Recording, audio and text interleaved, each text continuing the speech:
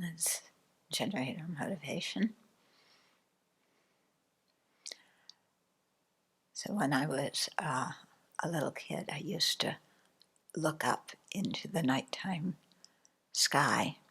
In those days, we lived in a place where you could see the stars at nighttime, not in a city like now, and think of like what was out there. And then when I encountered Buddhism, began thinking of all the sentient beings out there, and so many of them having so many different experiences right now, and the infinity of the universe and the countless number of sentient beings. And I find that just thinking like that really helps my mind. It takes the focus off of me.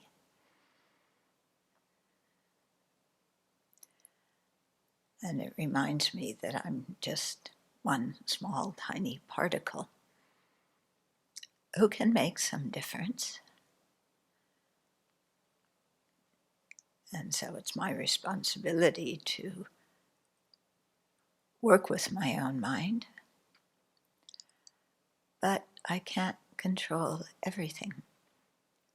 And what happens to me is one small thing. It's not the whole universe.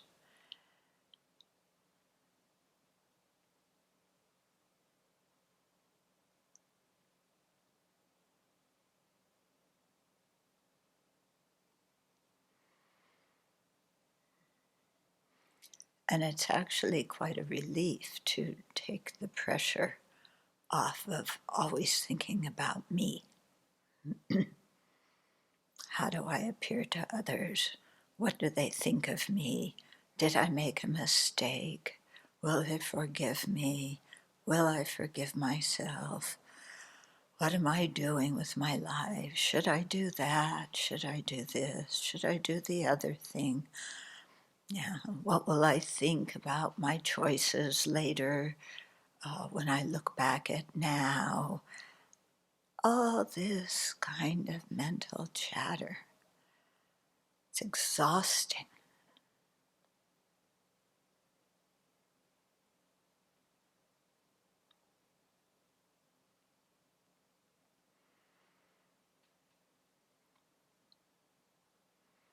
But when I read about the Bodhisattva's compassion and how it extends throughout that infinity of space, then the mind feels uplifted and encouraged.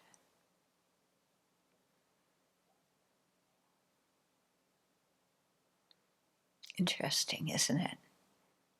When we think of ourselves, there's pressure, stress, tension. When we enlarge our perspective to think of others, there's some space for being inspired and uplifted.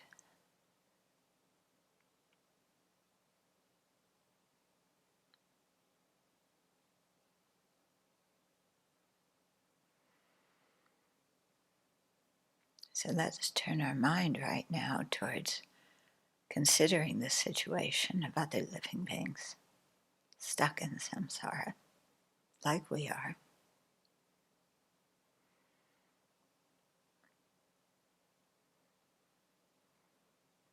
Their minds tightly bound by ignorance, and not having met the Dharma, they have no path to remedy that situation.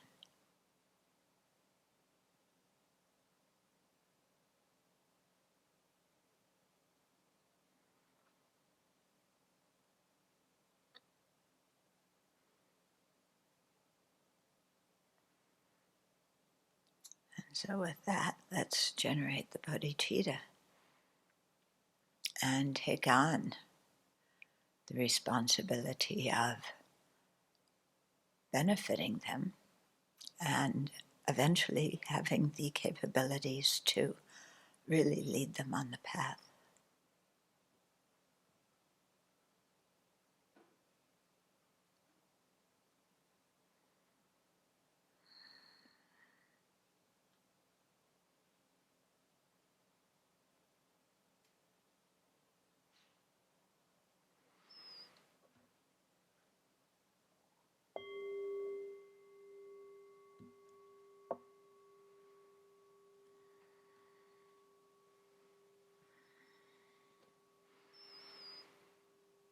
So do you have that experience of when you're thinking about me and going round and round that there's just so much tension and pressure in your mind? It's incredible, isn't it? And when we're in the middle of it, we don't recognize it. We just think this is the way it is. And why am I so stressed? Why are things like this? And it's, it's just the thought. But we make ourselves pretty miserable by that self-centered thought. So the last few days I've been, Geshe had retranslated 108 verses on compassion, and he asked me to do a little bit of editing. And I was going through the verses, and as I read each verse, I just felt happier and happier, And even though when you think about what bodhisattvas do, I mean, my goodness, I worry about what I can and can't do now, what I'm capable of, And what bodhisattvas do is like a gazillion times more than that. And yet, just even reading about having that kind of mental attitude and control over your body and mind so you can live that way, just even thinking of that possibility makes the mind very happy. So I think bodhicitta is a very good protection against depression. Yeah? And if you have a tendency towards depression, reading something about bodhicitta every morning, just a few verses, it's like, oh, it's not about me. What a relief. You realize in one way it is about me because I can control my own mind, I can generate bodhicitta, and what I do makes a difference. But the whole world is not about me. Oh, what a relief. It is, isn't it? Because when we're so tightly trying to manage our own little universe, this can happen, this can't happen. Yes, I want this, but I don't like that, and that's dirty, and you're in my space, and I want free time now, and you're telling me what to do, and I want this, and I can't get it, and it's totally exhausting. Okay.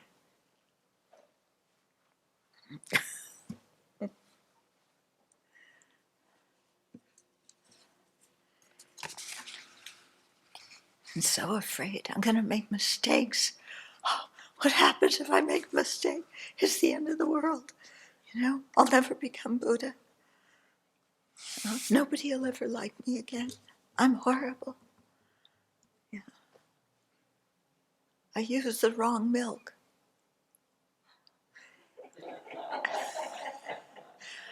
Yeah, and the whole community's upset. I tracked in mud. Oh, disaster. If I slip in the mud, they don't care so much. If I track it in, they care. Okay. Okay. So we're still on the verses where we were last week. I don't even know if maybe we did one verse last week. Oh, yeah, okay, so 2 weeks ago. Yeah. See, that's what also happens when you get old. You need somebody to remind you of everything. You know, you read these things. You said we could, and you go, I did. You know?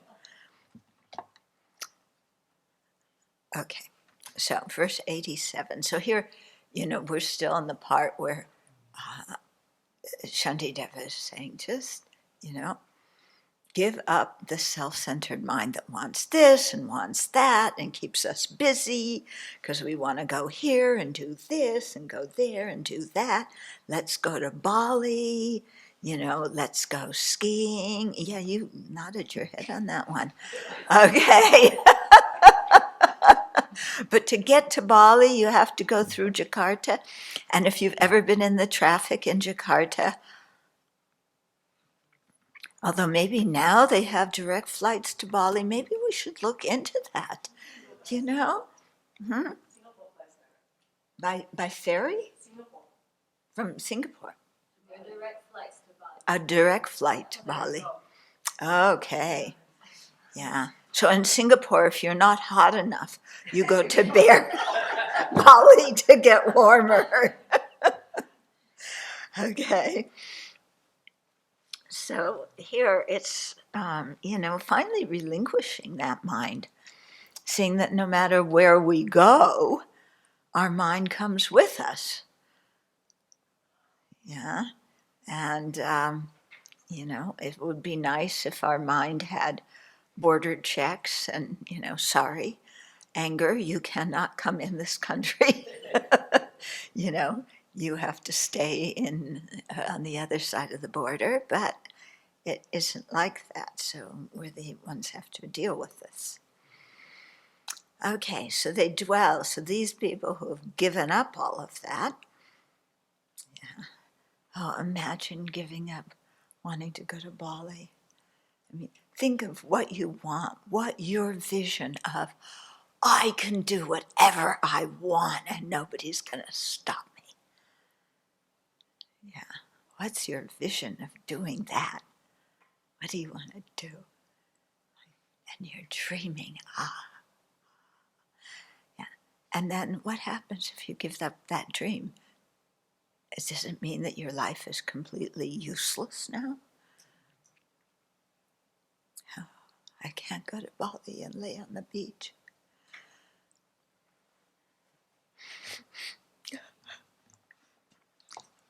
Okay. So here the mind's really changed. It's not wanting that stuff anymore. It's wanting something different. So they dwell for as long as they wish in empty houses, at the feet of trees and in caves, having abandoned the pain of clinging to and guarding possessions.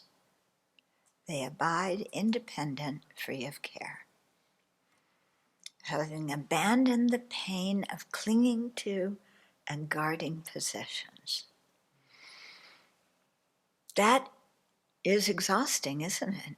You know, more possessions, more things you have to take care of, more things that are going to break, more things that you have to compare to what other people have to see if you have the latest, or at least better than what your friends have. You know, and then when they break, when they dysfunction, all the pain in the neck with that. Yeah, as we've expressed, there's a refrigerator, you know, that doesn't work. There's the road, you know, the road that we thought was permanent until it rained and the trucks started going up and down like mad. And it is now a river of mud. Oh, great. Yeah. Yeah. Well, I can't go skiing, so I can slide down the mud. Yeah. I saw one of the workers almost doing that yesterday, you know, trying to go down the hill a little bit. And his feet weren't moving, but his whole body was sliding on that mud. Luckily, he stopped. Yeah. Okay. But are clinging to possessions, are clinging to wanting our own way. Yeah. Can't I fill the water bowls later? Yeah, like after practice. Yeah. I'm more awake after practice. I'll make the offerings then. Sorry, no, that's not going to work. Yeah. So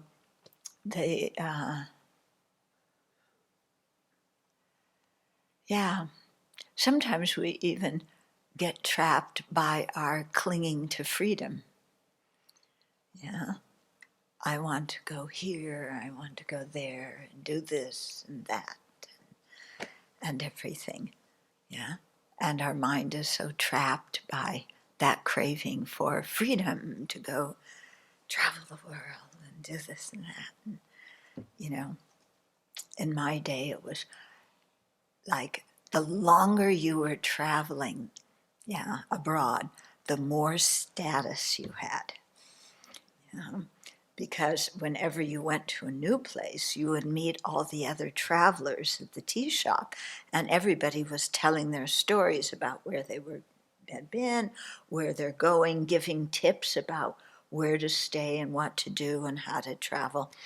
And when you were a new traveler, oh my goodness, you didn't have anything to tell, But then you met somebody who had been traveling for a year, and wow, what they could really tell some good stories, and they knew everything about what hotels to go to and how to get from Delhi to here and there, and what days to buy your tickets, and I didn't have anything. But then as you traveled longer, this really, it was a big status thing. Yeah. And before that, traveling around in the country, your status thing was the patches you had on your jeans. Now they make the jeans and they tear them for you. And they patch them up for you. And then they charge more because they're torn and patched up. In my day, we had to wear out our own jeans. And it took some time to wear out your jeans. And if you had more patches of really cool fabric, your status went up. Yeah. But you couldn't put a patch if you hadn't gotten the hole. That was illegal. So you had to really work very hard to wreck your jeans to, because that showed that you were climbing things and you were going here and there and, doing all sorts of stuff. Yeah, it's amazing what we cling to for status, in whatever circle we are.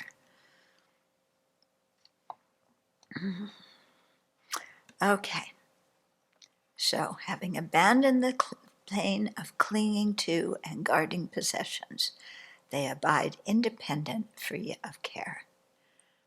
That's another thing that maybe we should put on our mirrors for the times when we get really hooked on some idea of doing something or of having something or going somewhere or whatever.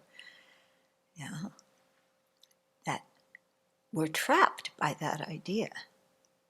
Whereas when we give it up, we're free. 88. Living as they choose, desireless, having no ties with anyone. Even the powerful have difficulty finding a life as happy and content as this. Then you say, oh, but that's what I want. Living as I choose, desirelessness. Well, no, I want the living as I choose part. The desireless part, we got to negotiate that. Okay, because there are some things like that. I want to have the freedom to choose, but I want the freedom to get all my desires met. And then we're trapped by our desires. Even the powerful have difficulty finding a life as happy and content as this. We always think power means that You can just sit back and you just go, yeah. Fix the border. Yeah. Bring me Kentucky Fried Chicken.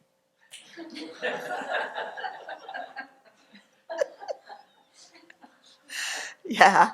Actually, when you're powerful, you usually have a lot of responsibility. You know?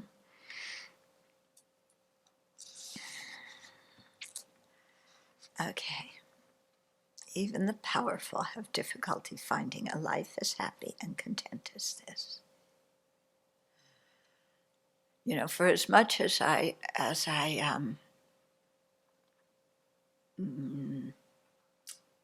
point out my disagreements with some politicians, I would not want to be a politician. I would not want that responsibility. I mean, especially, I think, being president, the responsibility that you have for the, welfare of so many beings. But then I think, but that's what I want, but not as a president, as a bodhisattva, because if you're president without being a bodhisattva, whoo, that is difficult, and if you know anything about karma, it's really difficult. It's so easy to create negative karma if you have the power, but you don't have the compassion and you don't have the wisdom. Okay, 89.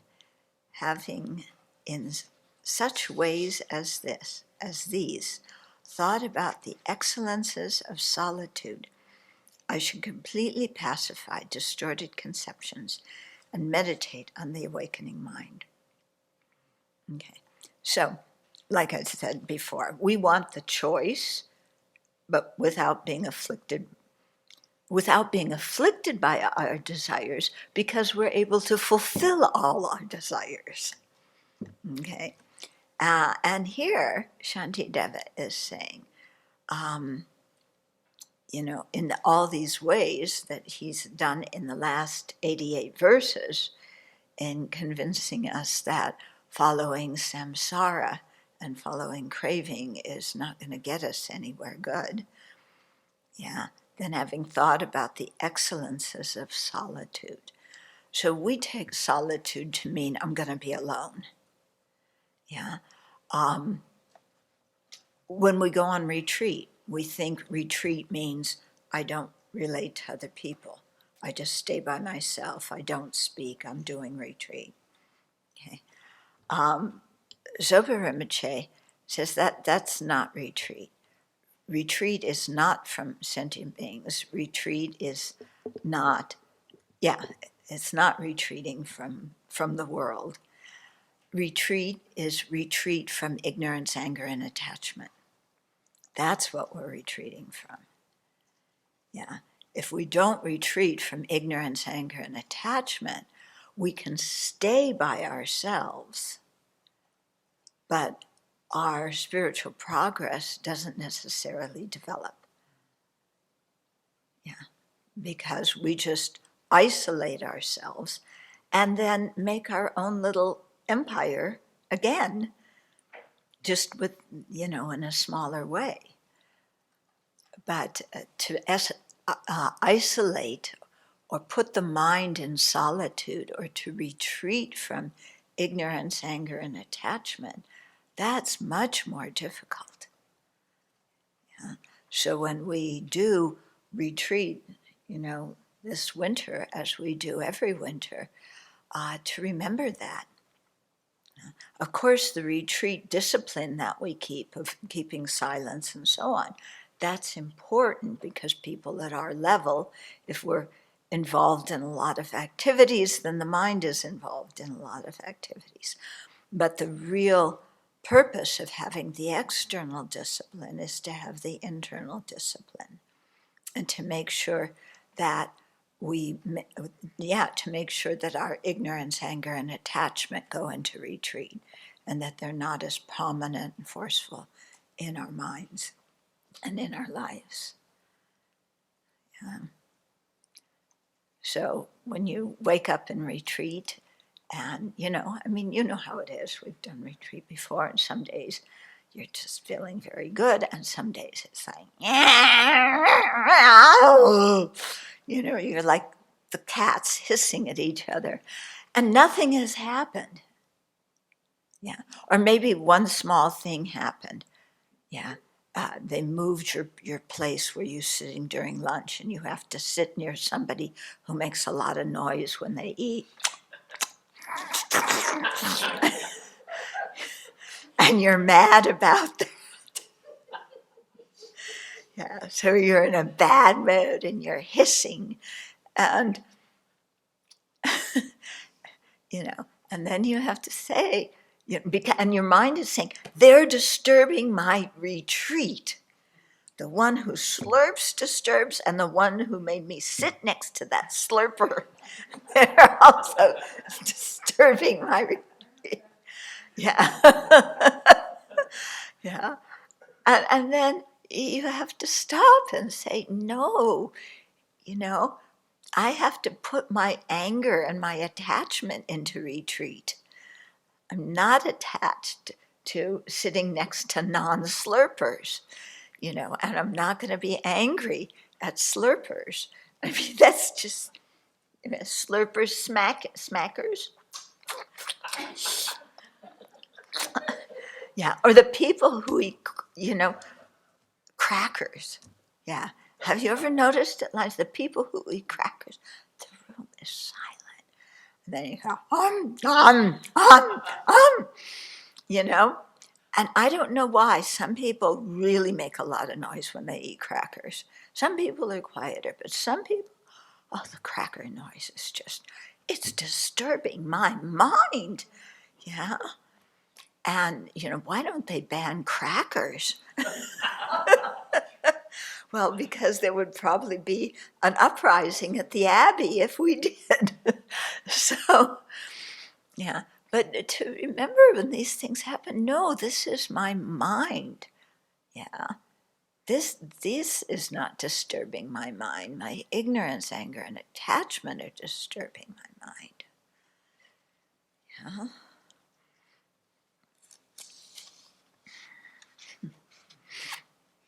Okay. So, having found some degree of solitude, I should completely pacify distorted conceptions and meditate on the awakening mind. So he didn't say, I've thought about the excellences of solitude. I should completely do whatever I want, and who cares? No, he doesn't say that. That's not why we want to pacify the mind or go into solitude. Yeah, it's to pacify the distorted conceptions. What do we mean by distorted conceptions? Primary ones: ignorance, anger, and attachment. And within ignorance, thinking that what is impermanent is permanent, that what is foul is pure, that what is suffering, or not, what is dukkha is actually happiness, and what doesn't have a self has a self. Okay, and to work at pacifying those and meditate on the awakening mind, not meditate on I want, I don't want, I like, I don't like, gimme, get away from me, but meditate on on bodhicitta. Yeah. And that's his prescription. Meditate on bodhicitta. And in the 108 verses on great compassion, that's the prescription too at the end. Meditate on bodhicitta. Yeah. And when you think, we've been in samsara beginninglessly, and how often have we meditated on bodhicitta? And how often have we meditated on me, I, my, and mine? Yeah? Meditated on me, I, my, and mine, in quotation marks. Single-pointedly. Yeah.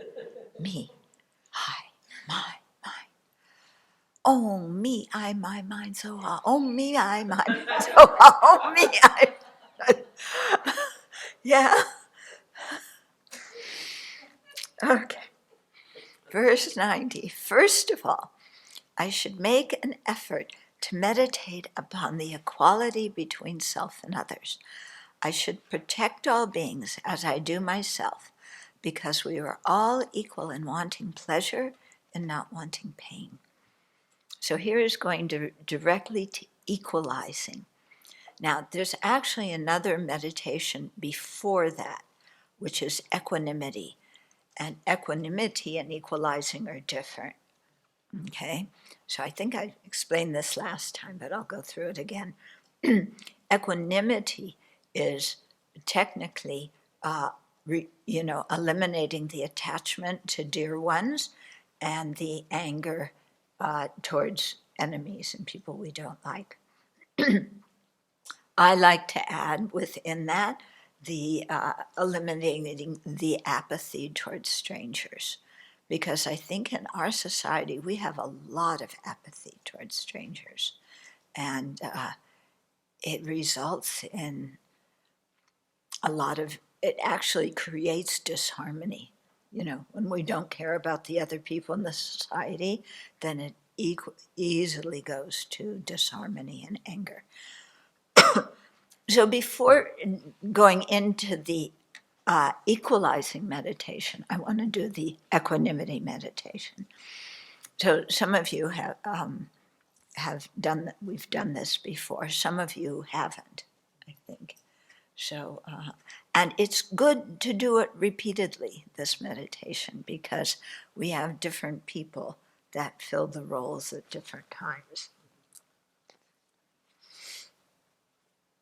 Okay, so I'll lead you through it. Start off with just observing your breath, letting the mind settle.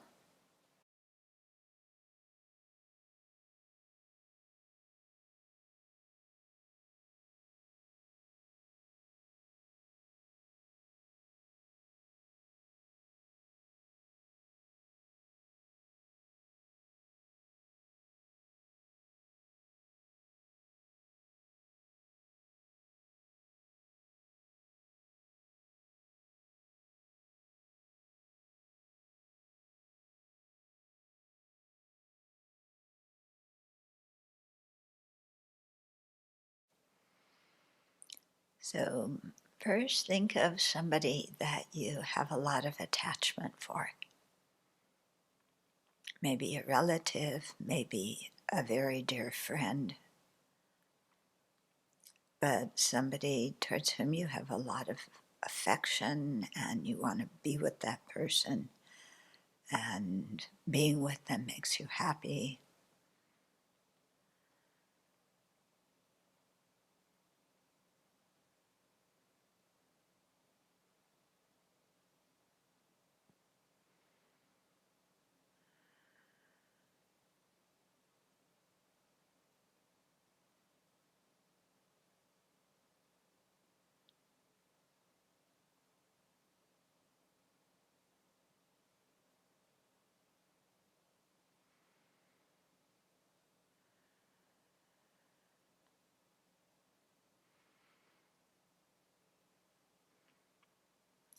And then think of another person. So these are thinking of specific individuals.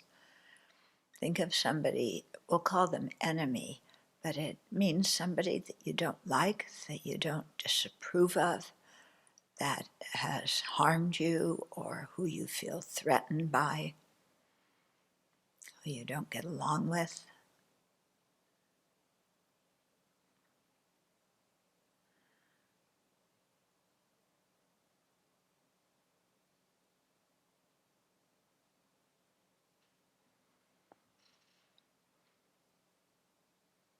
Somebody towards whom you have a lot of antipathy or hostility.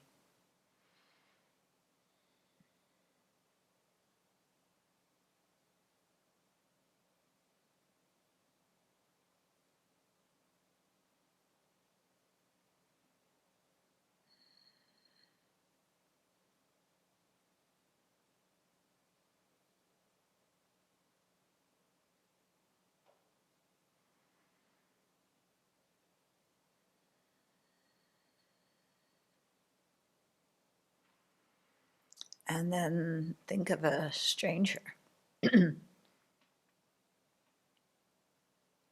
Their face may not be so clear, just somebody that you really don't have any relationship with, who you have a very, you don't care much about them. They don't enter into your world.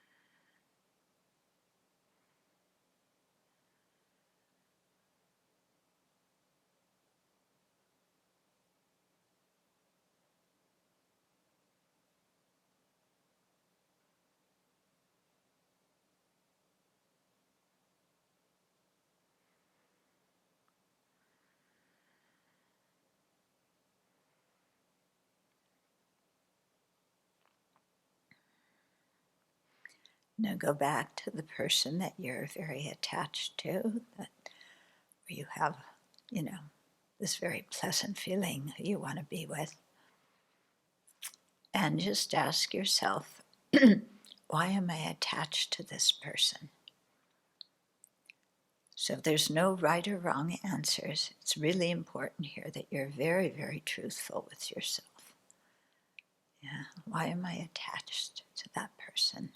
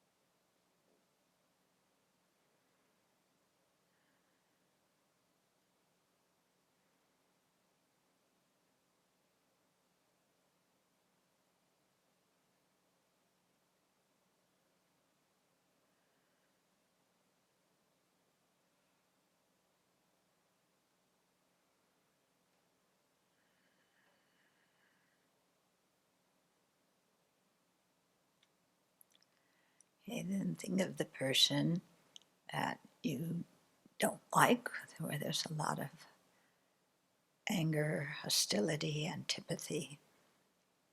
And why do I have so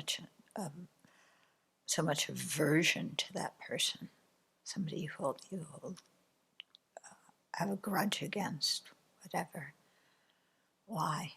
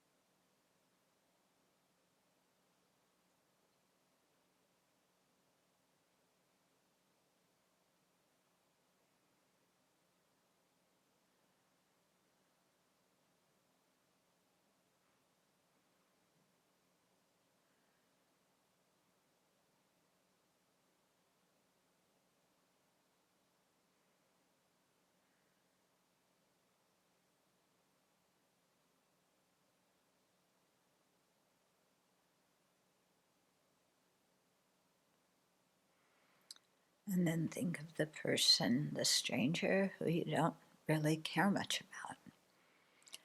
And again, ask yourself, why do I have so much apathy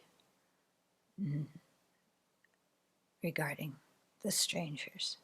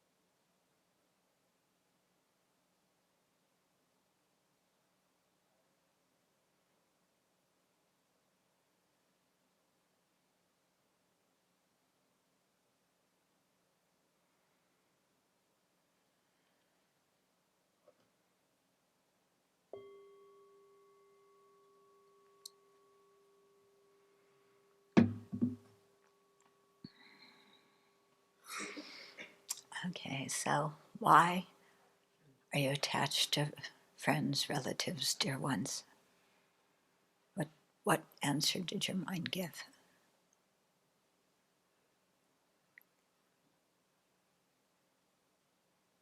Mm. What? They support me. They love me. They're nice to me. They care about me. They agree with me. They share my values.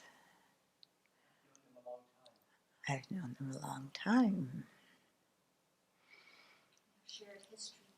Shared history, yeah.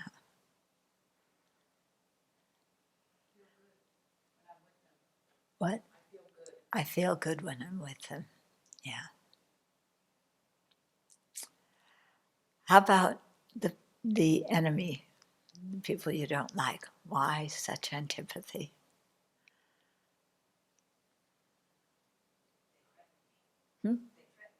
They threaten me. They what? They make me miserable? Yeah. Yeah, they drive me crazy. Yeah. They're so self-centered. And they point out my faults. They have what I want. Ooh. They get angry at me. What else? This is your chance. You go over it and over it in your mind. Now you have a chance to say it. They're unfair to me. Yeah. Their behavior stirs me up. Yeah, their behavior stirs me up. It's disgusting. They use me. Oh, they use me. They manipulate me. Yes. They take advantage. They take advantage of me. Very unfair. And how about the stranger? Why so apathetic? Yeah, they're irrelevant. They don't affect me. Yeah, I don't know anything about them.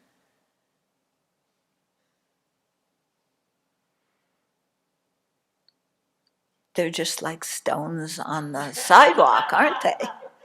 Yeah. Except they're moving. And when we have to walk there, all they are like posts that we have to wiggle around to get to where we're going. Yeah. They don't serve me. They don't serve me. They're just objects out there. I don't really care. Yeah. They don't have feelings. Okay. So in this whole discussion, what word do you keep hearing? Me? Me? Really? It's amazing, isn't it? Yeah? But when we think about the people, we think they're the ones with the excellent qualities. They're the ones with the awful qualities.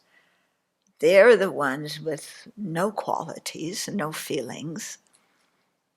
But in actual fact, how we evaluate them is in terms of how they relate to me. Yeah. Not really so much about the qualities. We think it's about qualities they have, but it's more about how we relate to me. Because, yeah, if a friend offers some advice, like sees you do something and says, oh, be careful about this, we feel like, oh, they care about me. They're warning me about some danger that I could get myself into. But when somebody we don't like says, gives us advice,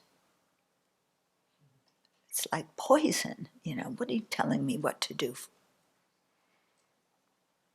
And when somebody who's a stranger gives us advice, it's like, stop wasting my time. Okay, it's very interesting, isn't it? If somebody, because we think the good quality is in them, yeah, but if somebody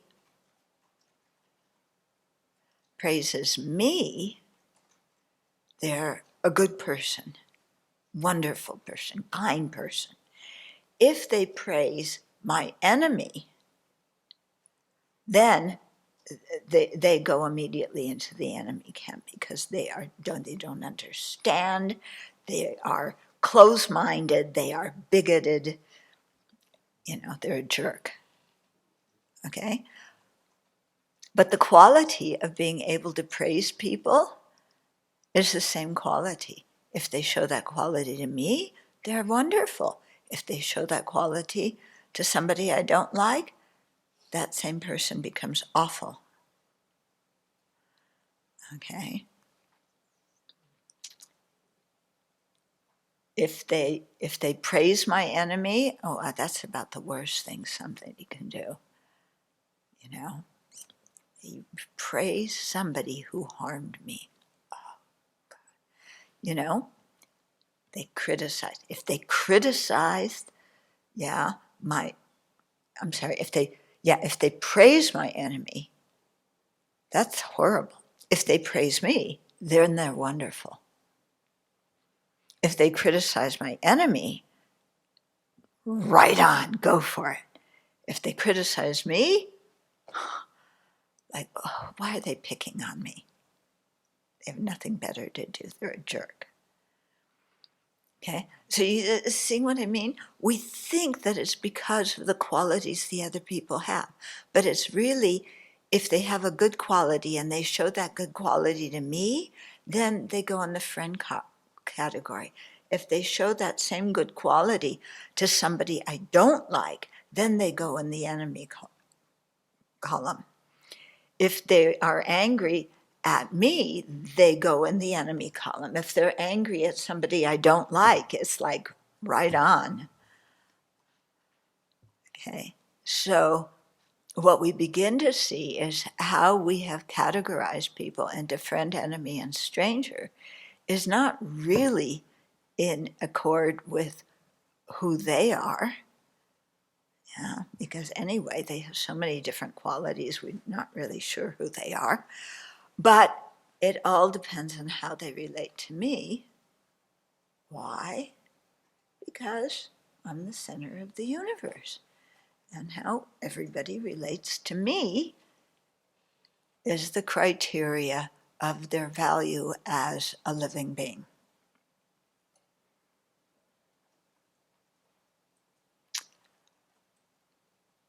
Is our mind very fair? Do we have an open mind about human beings? Anybody? Who's the bigot? That's an intense word. Let's change the subject. Yeah. But, do you have stereotypes, some stereotype of certain kind of people that you just don't want to be around? Yeah. We don't know them, but I do not like them. I do not want to be around them. And yet, what's so interesting is if you find yourself in a totally different situation with that person, you might actually get along with them quite well. Yeah. When we were doing this, I was thinking, for the enemies, I was thinking two different people. Okay, one was one particular politician. Okay, a young one, not the usual one I pick on. Yeah, but another one. Yeah, the 2.0. So I was thinking him, and then I was thinking of a white nationalist with his armor and his AK-47, AR-15, and body armor and the whole thing, walking down the street. Okay, those were the two people I thought of. And, I just even visualized them, and instantly this feeling of, I don't like them. They're awful. They are awful. Yeah? And I have all my reasons for why they're awful. And the reasons don't just concern me. The reasons concern what they're doing to other people and this country. So my hatred is justified. Because that's all they are. That, white nationalist, that is all he is, all he will ever be. There's no redemption, okay? That's the way the mind looks at it when we have somebody that we don't like. Maybe somebody we quarreled with years ago. Yeah, can you think of somebody you quarreled with years ago? And every time you think, you haven't seen that person in years, but you have a very fixed image of who they are now, even though you have no idea because you haven't seen them in maybe a decade or 2 decades or 50 years or whatever it is. But they are like this, and I am sure, and I still cannot stand them.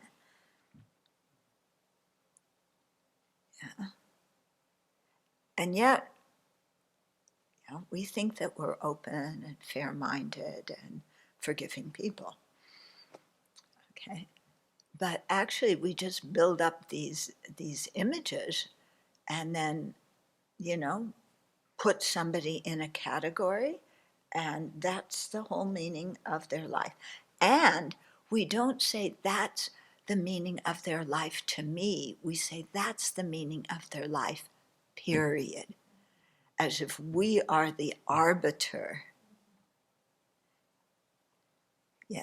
of judging the value of other people's lives, of evaluating their character.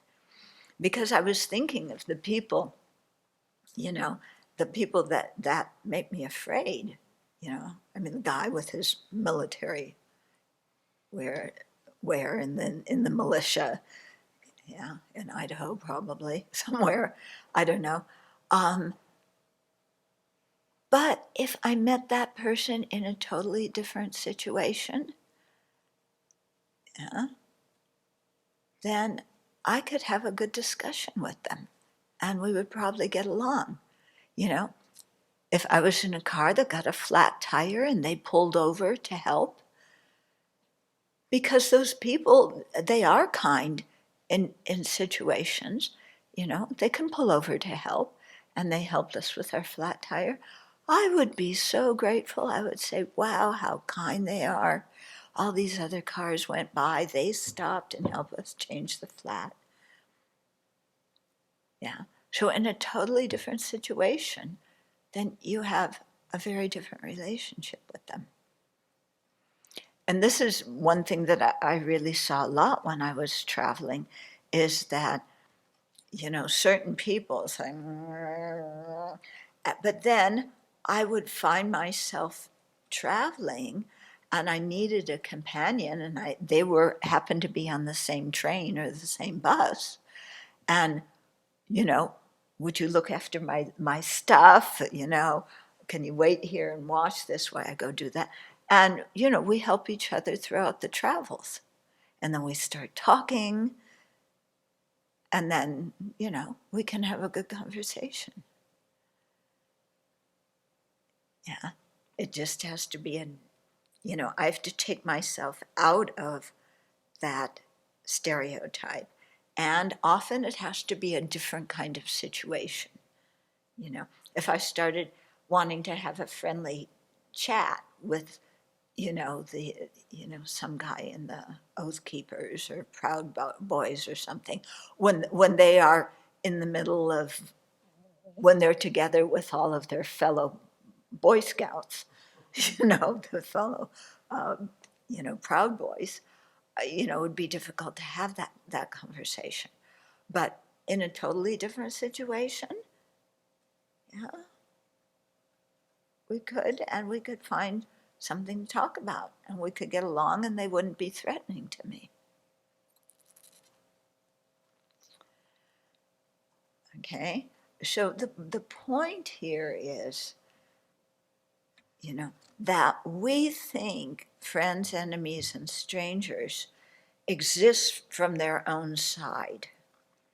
That's who they are objectively. Somebody is an awful person objectively. Everybody will agree with me. Of course, everybody means all my friends who have the same opinion as me. Okay, we all agree that person, so that makes them objectively like that. And this other person is just wonderful objectively, because me and my friends, we all believe in it. And those people who criticize that person and who praise my enemy, those people are just, they just don't know what's going on in the world. Yeah, they're filled with wrong views. So I just put them all with the enemy category, or hope that they go back into the stranger category and I can forget about them.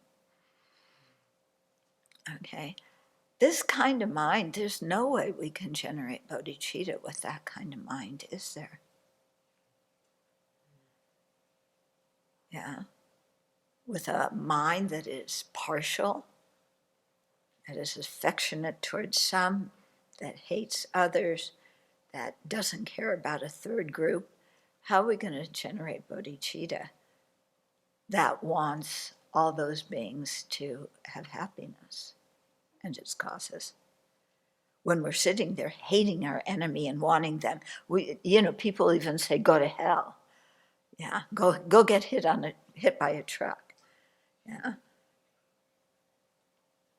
And go get hit by a truck. But I have bodhicitta for all infinite kind mother sentient beings. Huh? If you think like that, your bodhicitta is, what do they say? Mouth bodhicitta. Yeah, it's nothing more than the mouth. Yeah. So, this is something really to look at. Who do we consider more important? Mm-hmm. And why are we so biased and prejudiced and bigoted? All those things that we hate in other people. I recently had an example of talking to somebody whose views I completely disagree with, and I usually find harmful and dangerous, not only to me, but the world, everybody. Oh, yeah. But I really enjoy talking to this person, and I want to get to know them more. And I'm like, what is going on here? yeah, it was strange, and it made me realize how much I prejudge people and how closed I am. And I wonder when I picked that up. But it's so lovely to see that it can be different. Yeah. And I can have feelings of affection for someone whose views I don't have any affection for. Right. You can separate the person from their views and care about the person and say that you disagree with the views. Yeah.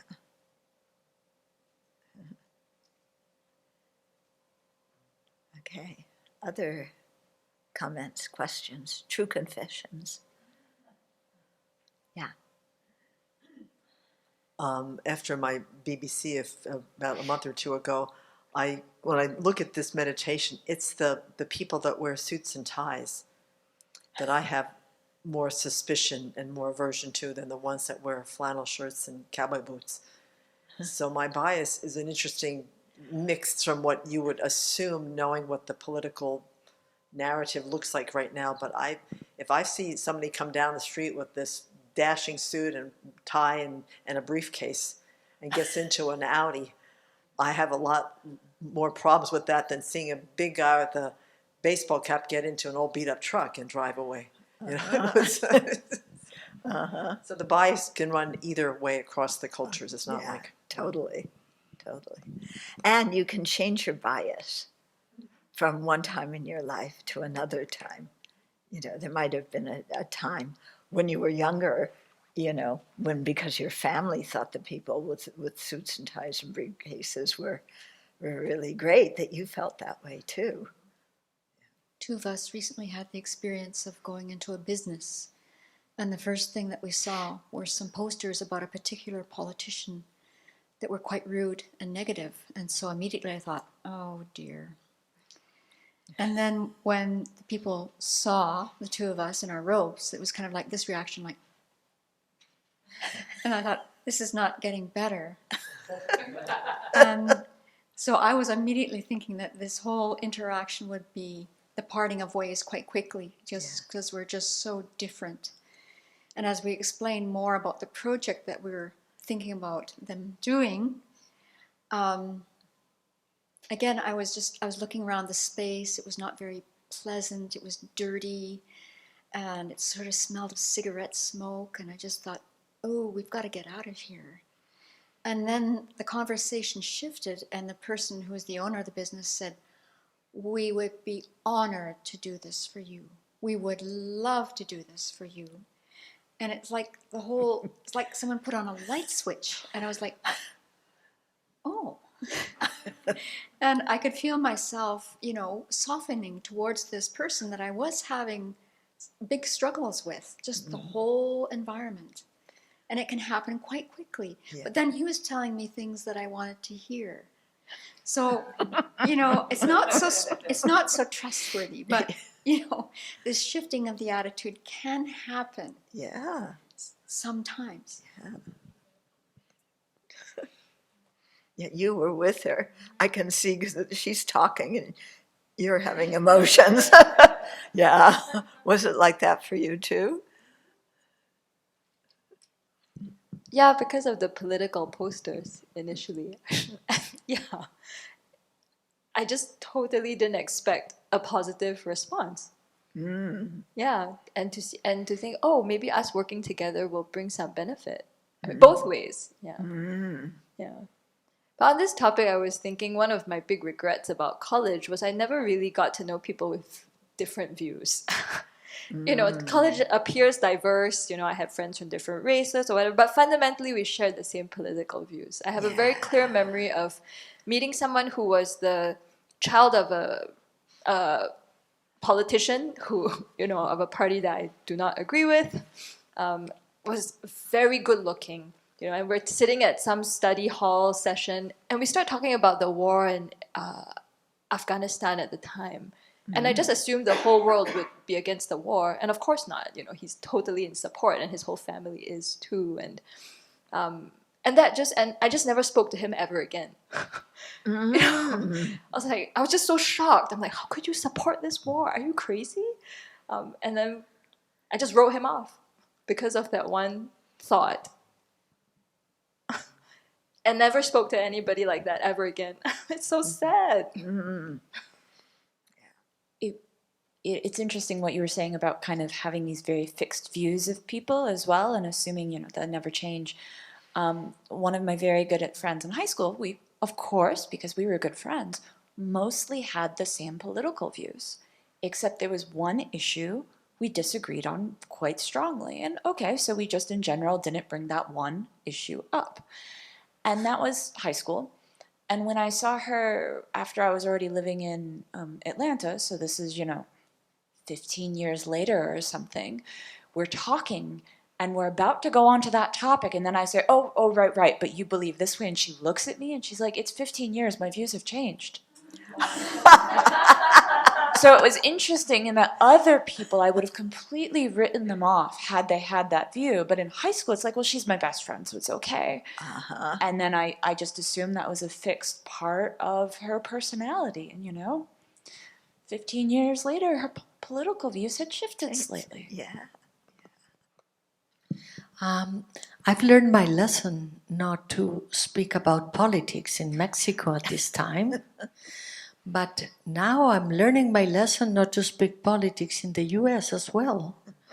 Because some people that are very close to the Abbey, they could have their own political views. And I don't want to disagree with them only because of their political views at all. I mean, but if I just say the word Republican, then I can make someone really mad and really react differently. So I learned my lesson here in the US as well. That doesn't mean if I see someone doing something really bad, I would not talk about it. But not in a general matter. That's my point. I went to Spokane, I think a few months ago with Venerable Jigme to get some flowers, and then she dropped me off some shop that I've never been to.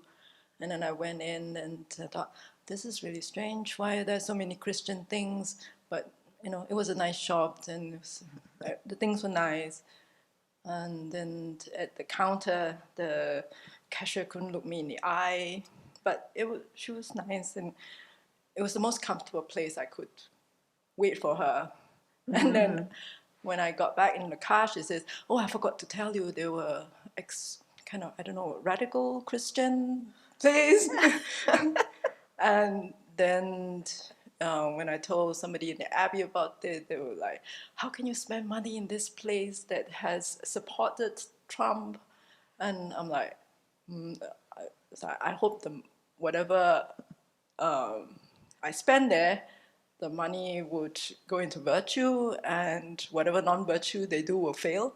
So then and I didn't have the same experience as Americans who know this shop have the politics, and all I saw was they had really nice things that could be offered to the Buddha. So it was strange. There was a big contrast in how I experienced the place and how the people here knew the place. Mm.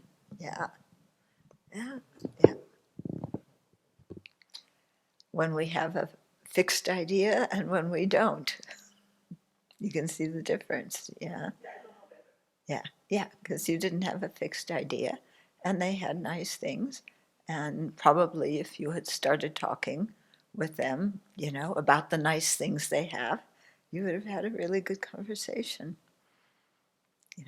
Even though you're offering those things to the Buddha, not to who they would offer them to. Yeah, and in a way, I thought that I hope that in this indirect way they get connected to the Buddhas. Yes. Because it went through them. Mm-hmm. Right. Yeah. I think that's the value of when we think, may anybody who sees, hears, thinks, and so on about me, may they may that be a connection with them, and that a connection between them and the three jewels. And that may be the only connection they have for eons and eons. Like when we do the, recently we did something with a high school, and the high school kids, heard what some of the nuns were saying on Zoom. And, those kids may never have any contact with Buddhism for eons, but that was some seed that's planted. So, yeah. I had the experience one time, maybe a year or two ago, getting an email from somebody who was in a class that I led. There were students from Chapman University who went to Cloud Mountain. They had, I think it was a week or 10-day course, and they got credit for it. So he was in that course. I'd forgotten all about him because it was like the course was in the early 90s. Yeah. And he said, I went to that course, and then I made some mistakes in my life, and I got arrested, and I was sitting in that cell, and I started thinking of the mantra that you had us chant, Tayata Om Muni Muni Mah Muni Asoha. And he said, and I chanted it inside, and that really helped me, and, and we had some more contact and emails. Yeah. So you never know what's going to plant a seed, especially if you have a mind that is saying, just by this very average contact, may it make a good impression on their mind that, leads them to the Dharma. So I think that a lot about the guys out here. Yeah, we don't talk politics, we don't talk religion. Yeah, but I think planting seeds. Yeah, they're building a Buddha hall. Wow. Huh? So, and if they ask us what we're building and why we're building it, we should talk about it. It plants seeds, and they're interested. Okay, so that's the equanimity meditation. So when we're saying may all sentient beings have happiness and its causes, we're really meaning all sentient beings. Yeah, not just the ones that are nice to me, that have the same ideas that I do, that approve of me, that protect me, that I feel good around, and so on. Okay, and so, how do we break down this bias and putting people in categories? Is one is, I know for me what's very powerful is seeing that it's coming from my mind and my judgment, and that is definitely partial, and is definitely based on me, the center of the universe, and that I'm not seeing the completeness of this other person. Yeah. And so that helps a lot to suspend judgment and to suspend categorization, and then thinking that in a different situation, the relationship with this person would be totally different. Yeah. And, I just think of when somebody in New York fell into the subway tracks, and a total stranger jumped in and laid on top of them and pressed them down while the train went over. Total stranger. Yeah. And you think, these situations change all the time. And then you think of the people that you were close to when you were young, who have become strangers or enemies, the people who were enemies, who you met in a different situation, now they're friends, or the people, who were friends or enemies who have become strangers, and how these things change all the time. So you can look at this whole thing from a variety of different ways, but it all gets you to the point of, suspending judgment and realizing that we have to dissolve these categories of friend, enemy, and stranger and just see kind mother sentient being who is immersed in samsara. That's the general description of everybody. Yeah. And at first, when we think of the people we adore and think are wonderful, to think, okay, the kind mother sentient being I can accept, but who are, overwhelmed by their afflictions in samsara, well, I don't want to think about them in that condition. But it's true, that's who they are. Yeah, that's their experience. And the people, who I usually see is like, kind of, well, you even include mosquitoes and bugs and, whatever kind of animal or insect or human being you're afraid of. Yeah. And then, may all sentient beings have happiness and its causes. Well, I don't want them to have happiness and its causes and be free from suffering and its causes. I don't like them. But then, you see, in different situations, it could be totally different. And this is all coming from my mind. So I have, and the situations change so much. So I have to, see they too are just like the person who I thought was wonderful, in that they are also a kind mother sentient being. They've been kind to me in previous lives and will be kind to me now and in the future. And they are immersed in cyclic existence. So we're all equal in that kind of aspect. So all these judgments and likes and dislikes on my part are really quite unrealistic, and having them, holding on to them, is really a hindrance in my spiritual practice, because I can't, no way I can generate bodhicitta with that kind of mind.